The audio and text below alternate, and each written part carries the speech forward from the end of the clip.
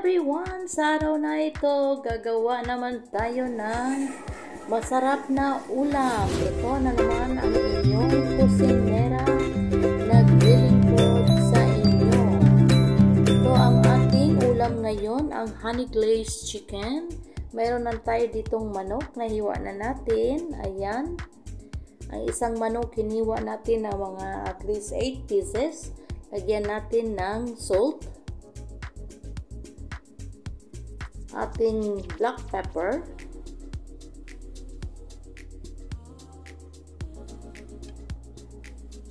yung black pepper natin, mayroon yan siyang Himalayan salt. Lagyan natin ng turmeric.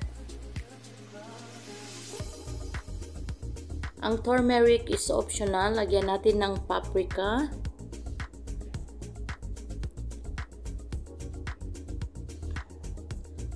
Ayan, lagyan natin ng garlic powder.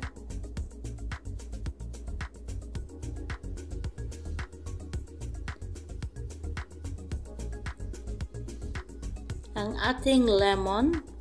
Pwede kayong gumamit ng lemon juice. Yung fresh lemon juice. Ito kasi ready to use na lemon ang ginamit natin. Then, in-massage lang natin ang ating chicken para mag-well incorporate ang kanyang mga spice sa mga chicken. Ayan, after nating ma-massage, itakpan natin at ilagay natin sa freezer for overnight. Ayan, after overnight, ito na ang ating chicken. Lagyan natin ng cornstarch.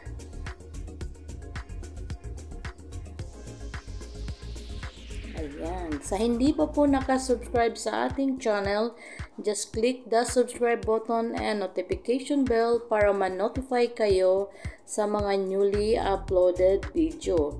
Ayan, after natin malagyan ng cornstarch, haluin lang natin para lahat siya malagyan ng cornstarch. Ang purpose ng cornstarch is nagpapa-crispy sa ating chicken at saka nag-hold ng kanyang mga ingredients sa ating lulutuin na chicken. Ayan, dagdagan natin dahil yung iba hindi pa nalagyan. Estimate nyo na lang ang cornstarch kasi depende sa dami ng chicken. Ito ang ating deep fryer. Ayan, na-preheat na natin. Dito natin ipiprito ang ating chicken. Ayan, ingat lang po tayo dahil mainit ang ating mantika, baka mapaso ang ating hands or kamay. I-golden brown lang natin or mag-crispy ang ating chicken. Ayan.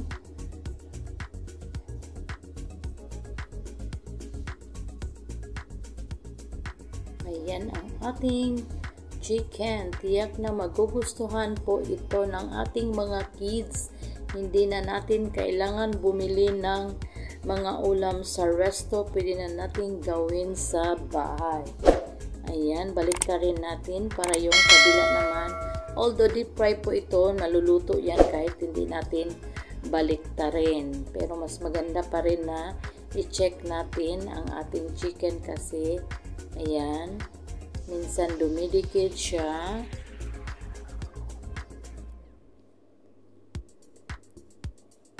Ayan. O, kita nyo, dumidikit yan siya sa ilalim. Kailangan ating i-check siya. O, pag ganito na ang ating chicken, atin na siyang hanguin at iwan lang natin dyan. I-drain natin kunti.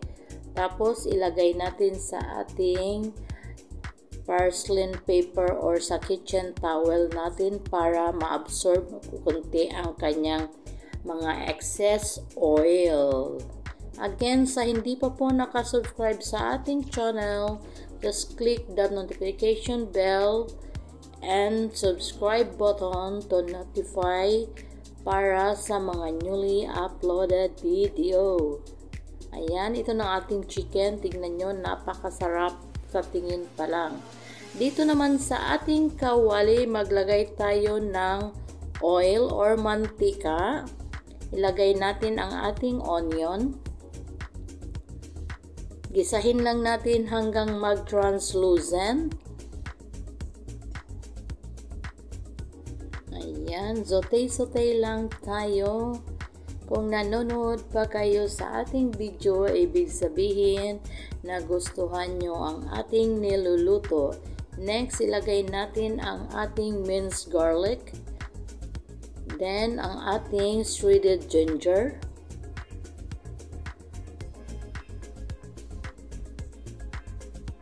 Ayan, always maganda kasi pag always sabay ang ginger at saka ang garlic, igisa kasi talagang lumalabas yung kanyang flavor. Ayan, pag ganito na, lagyan natin siya ng soy sauce. Ang soy sauce natin at least 1/2 cup.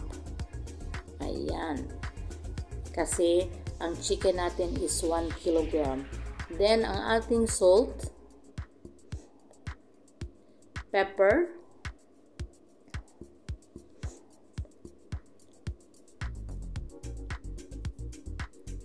ating Ajinomoto. Ajinomoto is optional lang po yan sa mga hindi gumagamit ng Ajinomoto. Pwede pong tanggalin yan sa ating pagluluto.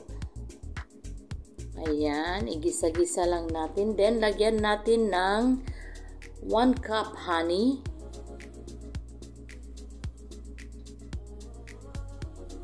Ayan, masyadong sticky ang ating honey.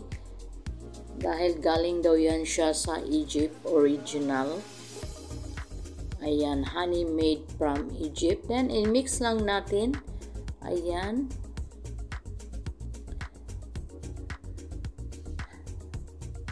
Ayan, mix lang natin ang ating mixture para magtunaw yung ating honey kasi sobra siyang sticky.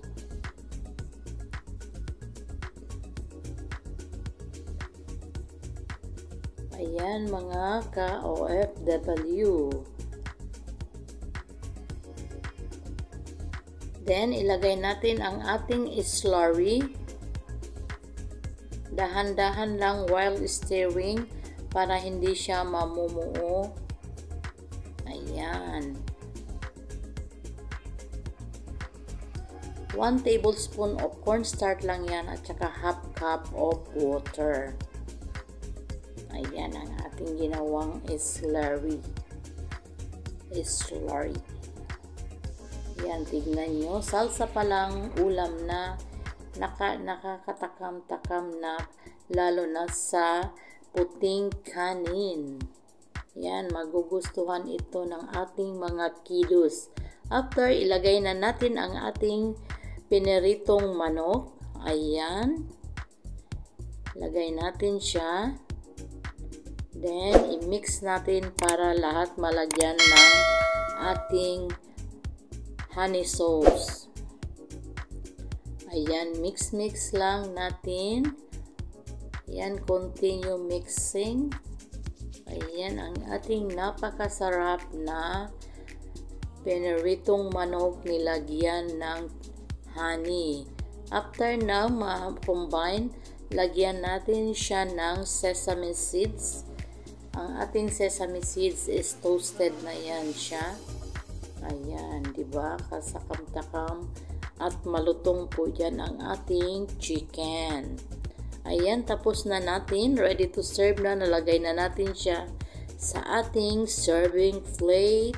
Bon appetit! Maraming salamat sa ulitin. Pwede nang kainin yan sa masarap na white rice.